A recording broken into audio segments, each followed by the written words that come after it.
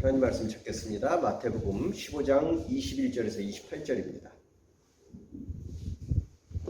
찾으신 줄로 알고 저와 여러분들이 한 절씩 교독합니다. 예수께서 거기서 나가사 두로와 시돈 지방으로 들어가시니 한 여자가 그 지경에서 나와서 소리질러 이르되 주 예수 다시의 자손이여 나를 세상에 오소서 내가 이 흉악하게 귀신이 들려나이다 하되 예수는 한 말씀도 대답하지 아니하시니 제자들이 와서 청하여 말하되 그 여자가 우리 뒤에서 소리를 지르오니 그를 보내소서. 예수께서 대답하여 이르시되 나는 이스라엘 집에 잃어버린 양 외에는 다른 데로 보내심을 받지 아니하노라 하시니 여자가 와서 예수께 절하며 이르되 주여 저를 도우소서. 대답하여 이르시되 자네의 떡을 취하여 이들에게 던지니 마땅하지 아니하노라. 여자가 이르되 주여 올소이다마는 개들도 제 주인의 상에서 떨어지는 부스러기를 먹나이다 하니 예수께서 대답하여 이르시되 내가여 내 믿음이 크도다 내 소원대로 되게 하시니 그때로부터 나리라. 아멘.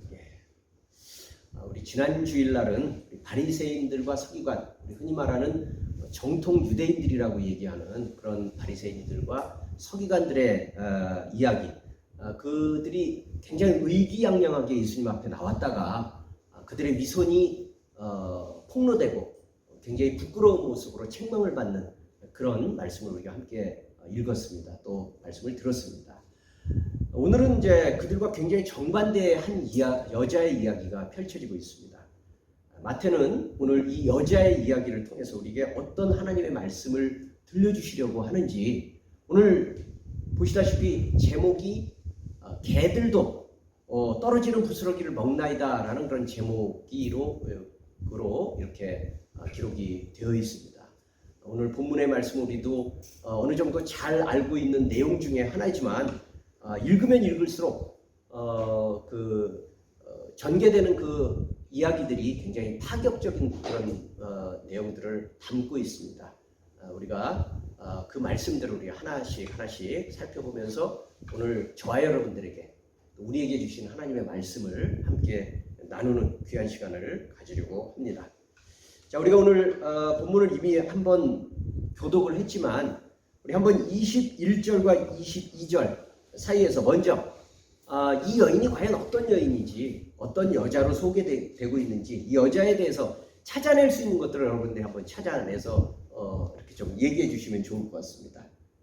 자, 21절과 22절 가운데서 이 여자에 대한 여러 가지 소개들이 나오는데 알 수 있는 모든 것들을 한번 얘기를 해 주실래요? 찾아낸 거.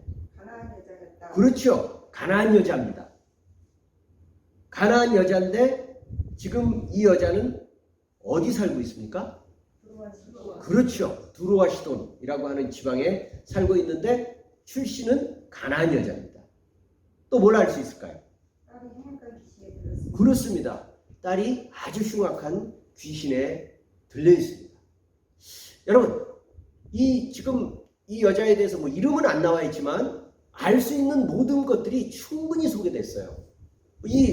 우리가 본문 읽어봤지만 채 10절이 안 되는, 10절이 채 안 되는 짧은 내용 가운데서 이 여자를 소개하는 게 무려 2절씩이나 기록이 되어 있다고 하면 굉장히 이 마태는 이 여자에 대한 소개가 하나님의 말씀을 이제 예수님과의 만남 속에서 전해주려고 하는 그 말씀 가운데서 굉장히 중요한 의미를 지니고 있기 때문에 2절씩이나 이렇게 써놓은 거거든요. 자, 요 2절을 우리가 조금 더 깊이 살펴볼 필요가 있습니다. 자, 먼저 이 여자를 만난 장소가 두로와 시돈이라고 말합니다. 여러분 혹시 두로와 시돈이라고 하는 이 지방을 혹시 익숙하게 들어본 어떤 지명이라고 느껴지지 않나요? 구약에서 두로와 시돈 누구와 연관되어 있죠?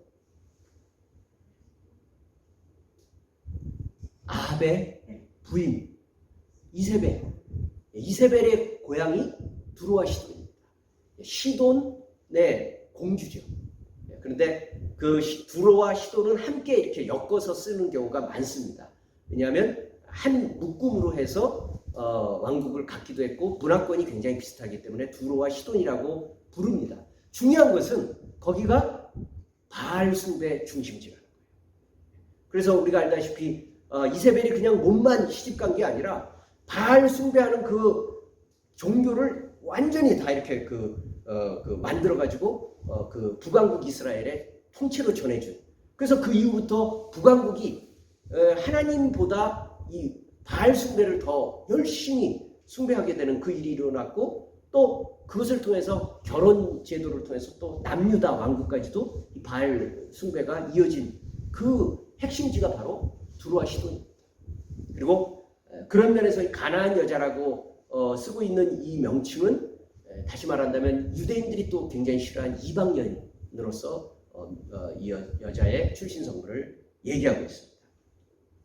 게다가 거기 그친 게 아니라 귀신이 들려 있어요. 유대인들에게 있어서 여러 번 말씀을 드렸지만 귀신이라고 하는 것은 그냥 단순히 어떤 신비적인 존재, 이것이 아니라 하나님과 대적하는, 그리고 자신들의 삶을 무기력하게 만들고 망가뜨리는 대적이라고 믿고 있기 때문에, 또 사실상 그렇고 귀신이라고 하는 그 존재라는 것은 굉장히 저주받은, 귀신 들렸다라고 하는 것 자체가 이미 저주받은 사람들입니다. 근데 또 이 사람은 남자도 아니고 여자입니다. 그리고 또 여자의 자식도 또 딸이에요. 그러니까 이건 지금 그 당시의 문화권, 유대인들의 일반적인 문화관으로 보면요, 한 4중, 5중, 6중에 굉장히 이렇게 꺼려지는 느낌이 계속 연결되어 있어요. 두로와 시돈, 또 가나안 출신, 귀신이 들렸고, 또 여자인데 또 딸을 낳았어. 그러니까 여러 가지 부분이 이 유대인들의 입장에서 보면 좀 꺼려지는, 뭐 이런 사람이 다 있어, 굉장히 불편하게 느낄 수 있는 그런 요소들이 이 여자 배경 속에 다 들어가 있어요. 그래서 여러분, 우리 복음서에 가만히 보면 굉장히 많은 사람들을 예수님이 만나기도 하고 찾아가기도 했지만, 그 수많은 사람들은 대부분 보면 그냥 가문이에요. 이름도 나와 있지 않고 배경도 별로 나와 있지 않아요. 그냥 지나치는 A, B 이런 정도였었어요. 근데 이 여자는 굉장히 자세하게 기록되어 있는 것으로 봤을 때는 분명히 이 여자의 이런 누군가, 이 여자가 누구인가 하는 이 사실이 예수님과 진행되고 있는 앞으로의 대화 속에서 굉장히 중요한 의미를 지니고 있다는 것을 미리 우리가 한번 생각해 보면서 말씀을 드리면 굉장히 좋을 것 같습니다. 어쨌든 방금 말씀드렸듯이 이 여자는 뭔가 불편한 여자예요. 꺼림직한 여자예요. 왕따 중에 왕따입니다. 그래서인지 이 여자가 와서 다윗의 자손이여, 나를 불쌍히 여겨 주시옵소서, 내 딸이 지금 귀신 들렸습니다. 얼마나 절박한 사연을 부르짖고 있습니까? 예수님은 수없이 많은 사람들의 절박한 사연을 그냥 지나친 일이 없습니다. 지금 절박해도 보통 절박한 일이 아닌 이 여자의 사연을 듣고도, 근데 예수님은 어때요? 대답을 안 하셔요. 묵묵부답입니다. 관심이 없으셔요. 그러니까 이 여자는 계속 소리 지르는, 불쌍히 여겨주십시오. 더 크게 소리 질러요. 오죽하면요, 제자들이 그 꼴을 보면서 귀찮아서, 주님, 저 여자가 너무 소리를 지르는데 고쳐서 보냅시다, 이렇게 간청을 하고 있어요. 제자들이 오히려 간청을 합니다. 예수님이 그냥 놔두면 계속 부르짖으니까. 그런데 예수님이 그 모습을 보면서 비로소 한 말씀 입을 여셔서 말씀하시는데, 그 얘기가 더 썰렁해요. 나는 이스라엘 집에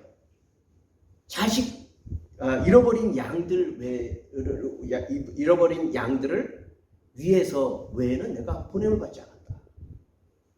내가 이스라엘에 잃어버린 양들을 위해서 온 거지 저들을 위해서 온 것이 아니다 라는 그런 굉장히 더 썰렁한 말씀을 하고 계십니다.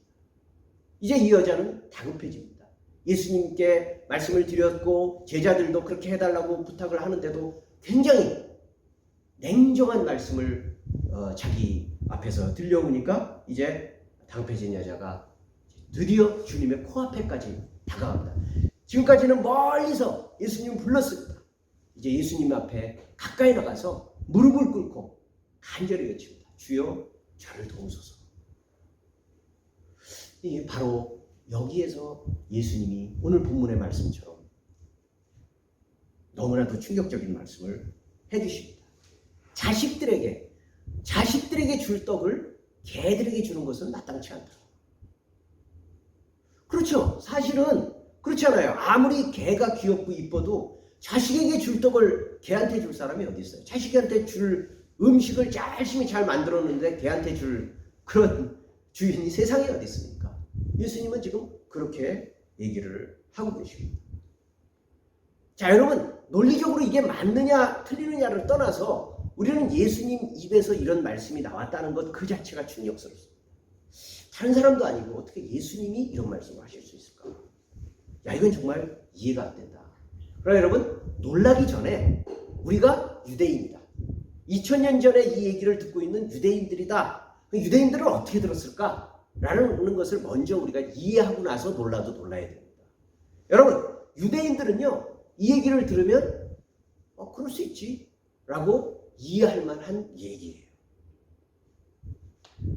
자, 여러분, 우리는 이미 잘 알고 있어요.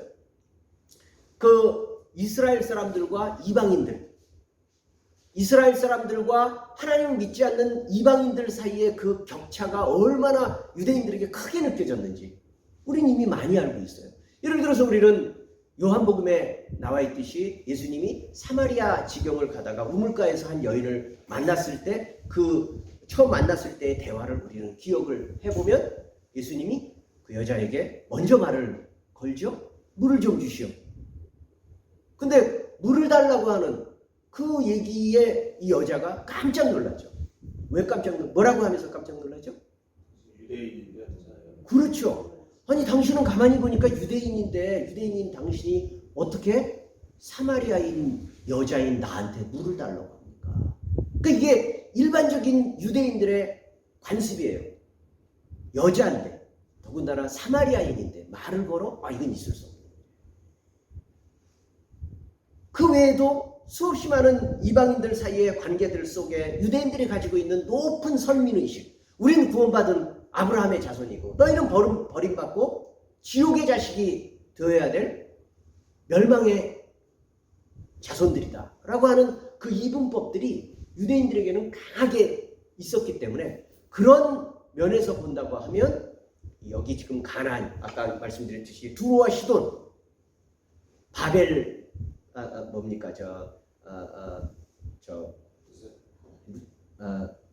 무슨 신이죠? 바알신.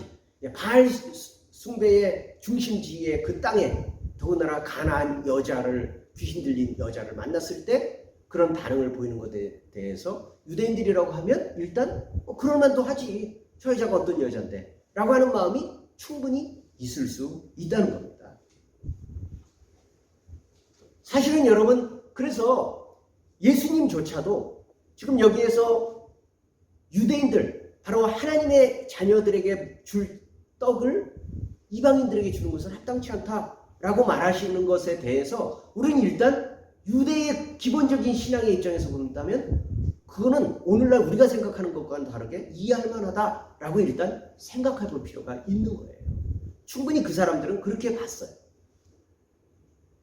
그러나 여러분, 언제나 중요한 것은 그렇습니다. 아무리 온 세상 열방의 복음이 나간다고 하더라도 첫 시작은 나의 가까운 이웃으로부터 시작됩니다. 우리가 온 세상 모든 사람들을 사랑한다고 해서 온 세상 모든 사람들을 처음부터 다 사랑이 뻗어나가는 것이 아니라 가장 가까이 있는 내 가족, 내 자식, 내 남편, 내 아내, 내 이웃, 나로부터 시작하게 되어 있어요. 그러면서 그 사랑의 마음이 점점 확대되어 나가고 있는 겁니다.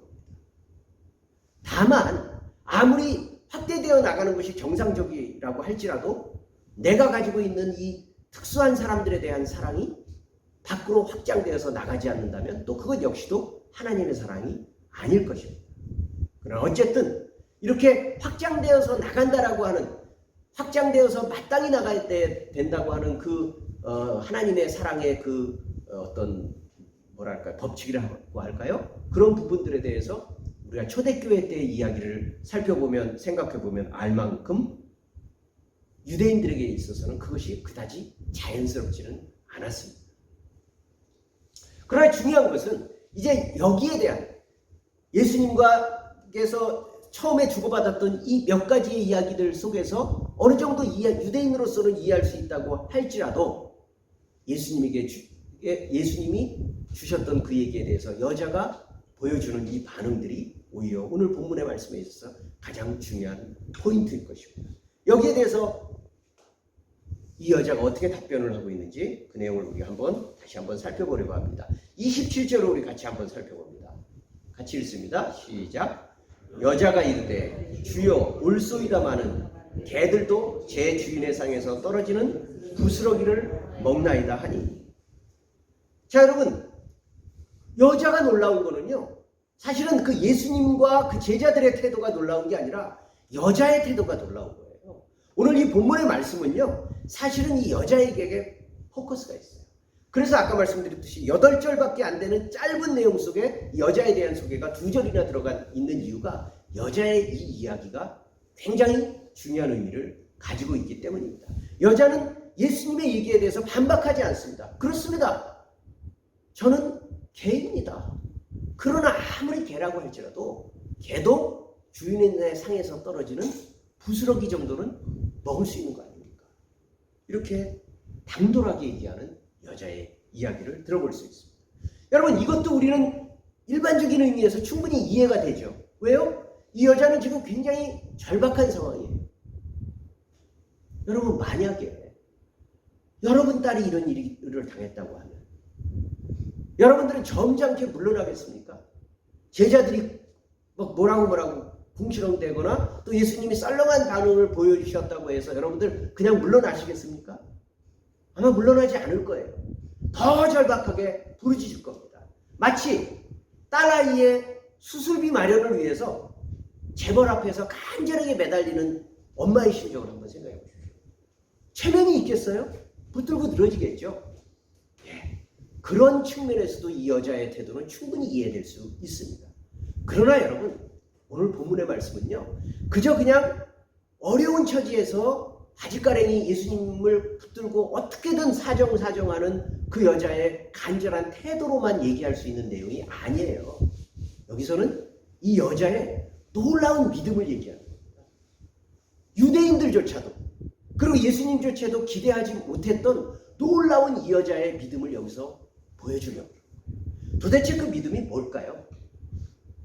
여러분, 여자의 답변에서는 주님이 단지 자기 딸을 고쳐줄 수 있다는 그런 능력 가지신 분이라는 것을 알고 있는 그 생각보다 뛰어넘는 의식을 가지고 있습니다. 중요한 것은 자녀라고 하는 그 나뉘어져 있는 그 단어 속에 담겨져 있는 얘기 속에 있습니다. 자, 먼저 예수님이 말씀하실 때 생각해봐라. 자녀에게 줄 떡을 어떻게 개에게 주겠느냐? 라고 얘기했을 때 자녀가 누굴까요? 자녀가 누구죠? 이스라엘 백성이죠. 그렇습니다. 예수님은 지금 하나님의 그 마음으로 지금 얘기를 하고 있는 거예요. 메시아로서. 하나님을 대신하는 자로서 사람들에게 얘기하고 있습니다. 나는 자녀들에게 줄 떡을 개들에게 줄 수 없다. 여기서 말하고 있는 자녀는 당연히 이스라엘입니다. 이스라엘은 언약의 백성입니다. 그리고 모든 사람들이 이 이야기를 하나님을 믿는 자녀, 하나님의 백성이라고 누구도 다 그렇게 알고 있습니다. 그렇기 때문에 그들에게 먼저 하나님의 말씀의 복, 언약의 약속이 전해진 것은 당연한 일입니다. 그렇다면 개들은 누굴까요? 개는 누구죠? 이방인이겠죠. 이스라엘 밖에 있는 모든 이방인들을 통칭해서 우리는 개들이라고 합니다. 이건 우리가 이해하는데 어렵지 않습니다. 자, 핵심은 개입니다. 핵심은 개입니다. 우리 아까 박준범 우리 원장님도 아까 그 찬양에서 원래 아이리시 찬양인데 번역을 해서 그 원어에 있었던 그 느낌이 살아나지 않는다라는 그런 얘기를 하셨었는데, 지금 여기에서 보고 있는 이 개라고 하는 단어도 우리 한글 번역으로는 개인데 사실 원어로 보면 두 가지 단어가 있어요. 먼저 우리가 마태복음 7장 6절에 보면 거룩한 것을 돼지에게 주지 마라. 거룩한 것을 돼지가 아니라 거룩한 것을 개에게 주지 마라 라는 그런 말씀이 있어요. 그죠? 여기서 말하고 있는 이 개, 퀴온이라는 단어입니다. 퀴온. 여기에 말하고 있는 이 개는요, 일반적으로 우리가 개라고 하는 개입니다. 그냥 보통 명사로서 개. 그냥 별 느낌 싫지 않고 그냥 개라고 하는 그런 개입니다. 저기 개 지나가네? 뭐 그림 보여주면서 이게 뭐죠? 개요 라고 할 때 그런 보통 명사로서의 별로 감정이 실려지지 않는 그런 개입니다. 근데 예수님은요, 여기서 그 퀴온이라는 단어를 쓰지 않았습니다. 퀴온이라는 단어 대신 예수님은 퀴나리온이라는 단어를 썼습니다. 우리 여러분, 퀴나리온, 퀴온, 좀 우리 느낌에서도 비슷한 게 있죠? 우린 소의 작은 새끼를 뭐라고 불러요? 송아지라고 부르죠. 또 개 새끼를 뭐라고 불러요? 귀여울 때? 강아지라고 부르죠. 또 말 새끼를 망아지라고 불러요. 굉장히 비슷하죠? 퀴온, 퀴나리온. 여기서 퀴나리온은요, 집에서 기르는 개입니다. 집에서 기르는 개. 애완견. 우리 애완견이라고 흔히 요즘에 뭐 반려견이라고 많이 부르지만 뭐 고양이라고 부르든지 개라고 부르든지 어쨌든 씹은 거예요. 집에서 기르는 개예요. 보통은 여기 이스라엘권에서도 그렇지만 옛날에는 이렇게 이제 집안에서 들여놓고 기르진 않았지만 마당에서도 이렇게 길렀었지 않습니까? 저도 어렸을 때 저희 집에 개 있었거든요. 그 개는 어때요? 그 개는요, 저 주인이 이렇게 뭐 먹으면요, 그 밖에서지만 이렇게 물끄러미 쳐다보면서 침 질질 흘리면서 쳐다보고 있어요. 가라 그래도 안 가요. 그리고 뭐 하나 이렇게 던져주면 냅석 털썩 받아먹죠. 그게 집에서 기르는 개입니다. 그런 개는요, 마땅히 주인이 뭘 줄 거를 기대합니다. 그리고 요구할 줄 알아요. 그러니까 거기서 짖죠. 근데 여러분, 길가의 개가 그렇습니까? 길 지나갈 때 내가 뭐 먹으면서 지나간다고 해서 그 개가 나에게서 뭘 얻기를 기대할까요? 그러지 않아요. 제가 요즘에 밤마다 이렇게 운동을 하거든요. 낮에는 더워가지고 밤에 운동을 합니다. 밤에 이렇게 뛰는데 뛰다가 일부러 멈추는 어느 한 구역이 있어요. 거기에 고양이들이 있어요. 길고양이들이. 몇 마리가 있어요.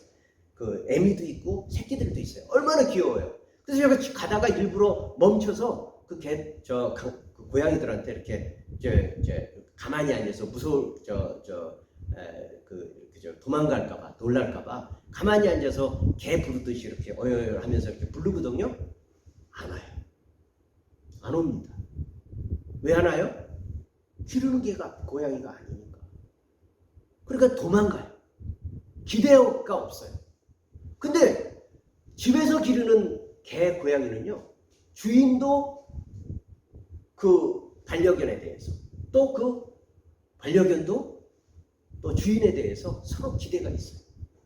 바라보며 의지하는 게 있어요. 그게 바로 여기서 말하고 있는 그 단어로서의 개입니다. 예수님은 일부러 그 개라는 그 단어에 퀴온이라는 단어를 쓰지 않고 퀴나리온, 다시 말하면 반려견, 강아지, 내 새끼 이런 단어로 썼습니다. 그러니까 이 여자는 그 얘기를 정확하게 알아듣고 예수님 앞에서 담대하게 그 얘기를 하는 겁니다. 그렇습니다. 개입니다. 근데 집에서 기르는 개 아닙니까? 집에서 기르는 개니까 자녀들이 먹을 만한 그런 음식은 못 먹는다 할지라도 떨어진 반찬 정도는 주워 먹을 수 있는 거 아닙니까? 라고 그렇게 담대하게 말하는 겁니다. 여러분, 이 얘기는 굉장히 중요한 얘기입니다. 심지어 이 여자는 자기가 이 부스러기만 얻어먹어도 자기 딸은 나을 것이라는 확신을 가지고 있습니다. 여러분, 우리는 이것과 비슷한 느낌의 여자를 이미 설교를 통해서 만나본 적이 있어요. 어떤 여자였을까요? 그 여자도 똑같이 딸이 아팠어요. 딸이 아파서 찾아와서 고쳐달라고 간절히 부르짖는 가운데 이렇게 많은 사람들이 몰려 있을 때 이 여자가 마음에 예수님의 겉옷자락만 붙잡아도 제가 나을 수 있으리라고 확신을 가지면서 그냥 말도 하지 않고 그 여자는 예수님 옆에 가서 겉옷자락을 만져서 나았죠.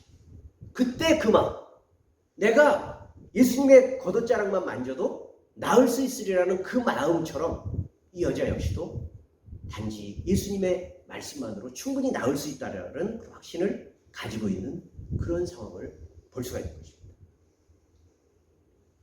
여러분, 우리가 이 여자가 얘기하고 있는 예수님과 이 여자 사이에 주고받은 이 얘기를 이렇게 한번 다른 예로 한번 말씀을 드려보면 어떨까요? 여러분, 우리 홍길동전 잘 아시죠? 홍길동전. 자, 거기도 홍길동전에 있어서의 굉장히 중요한 거는요, 홍길동이 누구냐 하는 거예요. 홍길동이 누굽니까? 그 가족관계. 홍길동은 서자예요. 그죠? 그래서 우리가 허영호제, 그 얘기 되게 유명하게 하죠. 형을 형이라고 부를 수 없고 아버지를 아버지라고 부를 수 없고. 왜요? 옛날에 서자는 아버지를 아버지라고 부르지 않죠. 대감마님 이렇게 부르잖아요. 형도 형이라고 부를 수 없는 거예요. 왜요? 서자니까. 그게 이 홍길동이라고 하는 사람의 내내 평생의 아픔이었죠. 그리고 결국 그것이 홍길동처럼 살 수 있는 그 길을 내는데 모티브가 됐어요. 여러분, 그랬을 때 이 형을 형이라고 부를 수 없고 아버지를 아버지라고 부를 수 없는 이 홍길동이 어느 날 아버지한테 이렇게 따지는 겁니다. 제가 아무리 서자지만 그래도 아버지의 아들 아닙니까? 당신 자식 아닙니까? 라고 이렇게 따질 수 있겠죠. 내가 아무리 서자지만 나는 당신의 자식입니다. 라고 따질 수 있겠죠. 지금 이 여인이 예수님에게 하는 말이 바로 그겁니다. 그렇습니다. 저는 정통적인 유대인, 당신이 자녀라고 부르고 있는 그런 유대인들과 같지 않습니다. 그러나 저도 서자쯤은 됩니다. 그러니 하나님으로부터 그런 은혜를 받을 수 있는 거 아닙니까? 라고 마치 예수님에게 당당하게 따지는 것과 같은 그런 모습으로 보이고 있는 겁니다. 여러분, 저는 지금 따진다라는 그런 표현을 썼습니다. 본문에는 따졌다라는 표현이 안 나옵니다. 그러나 본문을 잘 해석하고 뉘앙스를 읽어보면요, 마치 따지는 것 같이 표현이 읽을 수가 있습니다.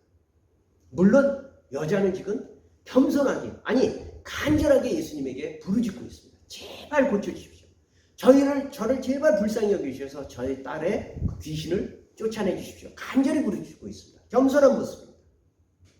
그러나 내용을 가만히 살펴보면요, 자신의 처지에 대해서 당시의 유대인들의 통념과는 다른 의미를 담아서 사실은 부드럽게 따지고 있는 것이나 마찬가지입니다. 우리가 알다시피 유대인들은 이방인들에게 개라는 단어를 부를 때 그야말로 하나님의 은혜와는 아무런 하나님의 은혜를 받을 수 있는 가능성이 전혀 없는 그런 의미에서의 개라고 부르셨어요. 아까 그 원어로 말한다면 퀴온인 거죠. 그런데 이 여자는 유대인들과는 다르다고 할지라도 우리는 하나님께서 얼마든지 하나님의 은혜를 받을 만한 그런 자격이 있는, 하나님 앞에서 우리는 얼마든지 부르짖을 수 있는 그런 애완견 정도는 된다라고 요구하고 있는 거예요. 물론 우리는 하나님이 주신 모든 것이 은혜이지 사람이 마땅히 받을 수 있다라고 부르짖을 수 있는 어떤 자격이라고 말할 수 없습니다. 그런 어떤 정확한 의미에서의 자격이 아니라 자녀라면 부모에게, 내가 정말 자녀라고 믿는다면 부모에게 자격과 상관없이 부르짖는다. 마치 권리인 것처럼 부르짖는다. 예를 들어서 여러분, 엄마가 돼서 나한테, 자식한테 이런 것도 해줄 수 없어? 그런 말 쓸 수 있죠. 엄마가 돼서 어떻게 자식한테 이렇게도 못 해줘? 말은 마치 무슨 자격이 있는 것처럼 얘기를 하죠. 무슨 엄마는 반드시 그걸 해줘야 되고 자식은 그걸 부르짖을 수 그걸 구할 수 있을 만한 무슨 엄청난 자격이 있는 것처럼 말하는 표현은 나타나지만 사실은 그런 뜻이 아닙니다. 자식과 부모 사이에 특별한 관계가 있다는 것을 그런 식으로 표현하는 것이죠. 그리고 우리는 그것을 전혀 이상하게 느끼지 않습니다. 여러분들이 부모로서, 엄마로서, 또 아빠로서 자식들을 기를 때 그런 표현들을 자식한테 들었을 때, 야, 너 어떻게, 내가 너한테 그걸 해줘야 될 의무가 있냐? 라고 하면서 그 내용을 샅샅이 뒤지는 것이 아니라 그냥 이쁜 거죠. 아, 네가 나를 그렇게 의지하고 있구나. 그래, 나는 네 엄마야. 나는 너의 아빠야. 너는 나한테 그런 말을 할 수 있고 나는 너에게 기쁘게 그것을 해주마. 라고 할 수 있는 그런 느낌의 대화가 지금 감히 이 여자가 깨닫고 예수님에게 요구하고 있는 거예요. 그렇습니다. 저는 이방 여인이고 자격으로서 얘기할 수 없지만 그럼에도 불구하고 당신의 자식입니다.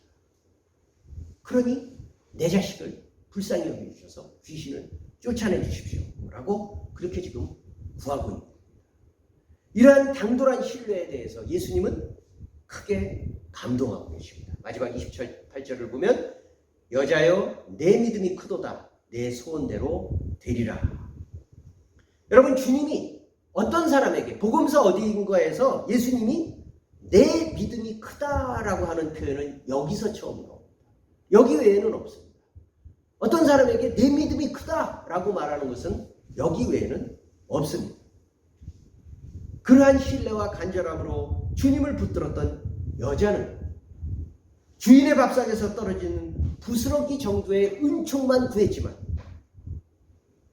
예수님은 구했던 은총은 물론이려니와 그들을 당당한 천국 백성 그리고 하나님의 자녀로 삼아주시는 모습이 여기서 나타나는 것입니다. 그렇기 때문에 나를 향하신 하나님의 사랑을 믿기 때문에 또 자식처럼 나가서 구하는 담대함, 우리가 자식이기 때문에 부모에게 나가서 담대함을 가지고 구할 수 있잖아요. 그게 바로 믿음입니다.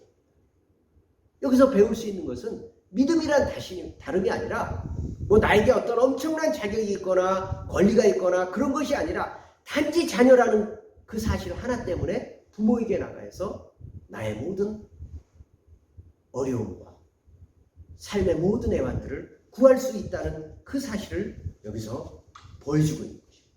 뿐만 아니라 오늘 본문은 단지 그 자녀됨이 이스라엘 사람들, 유대인들이라고 하는 언약의 첫 백성들에게서 넘어서 이제는 이방 사람들에게까지도 본격적으로 확대되어 나가는 그런 어떤 이렇게 확신을 주는 그런 귀한 말씀이 바로 오늘 말씀 가운데서 확인을 보여줄 수 있는 모습입니다.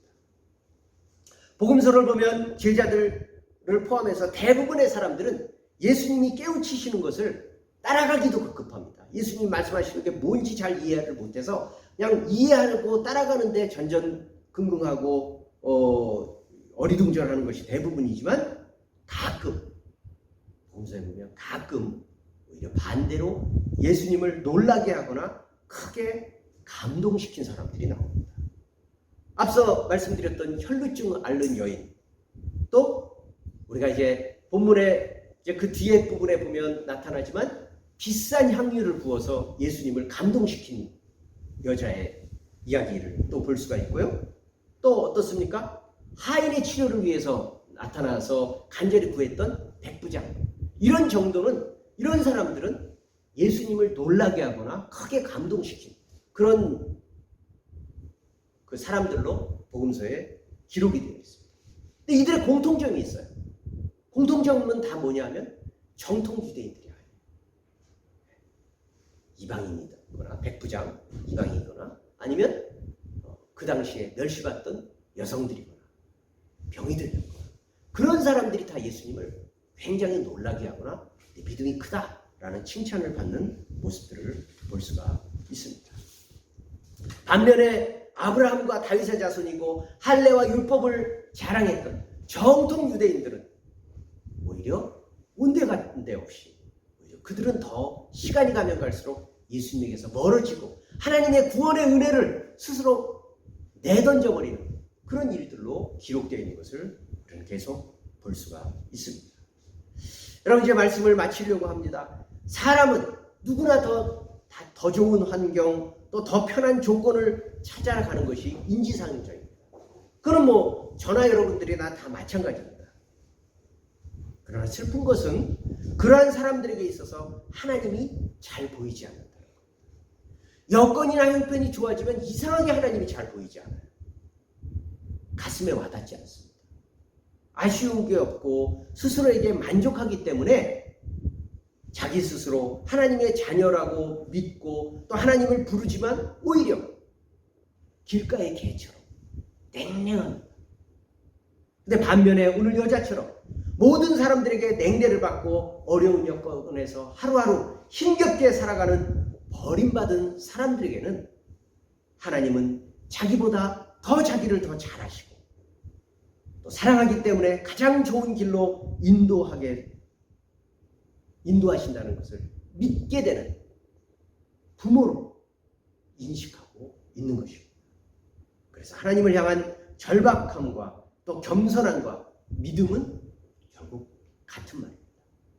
우리 안에 있는 절박함, 하나님 앞에 하나님밖에는 하소연할 것 없는 우리의 간절함, 그것은 곧 믿음입니다. 오늘 우리는 그 하나님 앞에 이 여자처럼 간절한 마음을 가지고 아쉬운 상처를 가지고 나와서 부르짖습니다.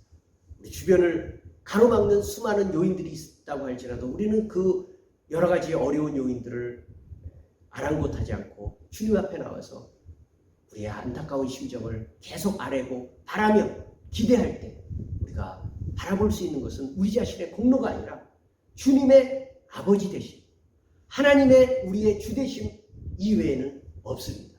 그리고 그것으로 충분합니다. 오늘 이 시간도 또 한 주간을 살아가는 생애 가운데서 하나님께서 우리에게 아버지로 만나주시고 우리의 주님으로 만나주실 때 우리는 무엇이든 거리낌 없이 아뢰 수 있다는 이 분명한 사실 속에서 이번 한 주간 동안도 응답받고 하나님의 자녀로 복되게 살아가시는 우리가 되기를 주님의 이름으로 간절히 소원합니다. 기도하겠습니다.